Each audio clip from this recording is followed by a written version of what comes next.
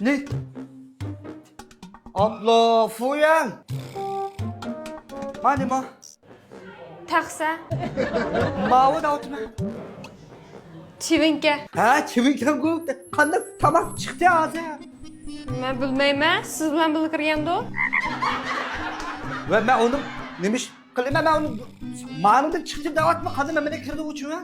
Men aba ko'rgan tursam, oyoqingizni kirvatdi ishkanni bu o'xshay debdi men. U kutyukin ham chivin qanchak narsalar yalaydi. Adashlar pul yaringlar hech yo'q. Şimdi adaş şurada. Ha? Makul. Çivin adaş yaş duruşup kaldı. O tağın. Beler duruşup kaldı hazır. Benim ismim Dodo. Çivin ismi.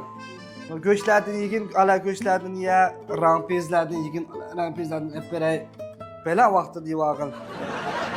Çay içkin çay içiyor adaş. Çay içkin. Başta pişemse, korkalap kılıp anlattım. Mel işimizden. Bundan sen bize yap oturuyorken ben bana acıma adaş. Yaktım kaldık kudalıkka. Yani bir nima qilishamiz bila o'tiramiz. Nima? Men hisobot ne qilmadingiz taxir. Nima hisobot nima qilma? Kim qildi siz o'zingiz kirgan tursangiz? Ag'inam qildi. Ha, sog'ingiz bor. Chivin, yaxshi ag'in ulab ketsa, meni ham to'laytim dedi pulni.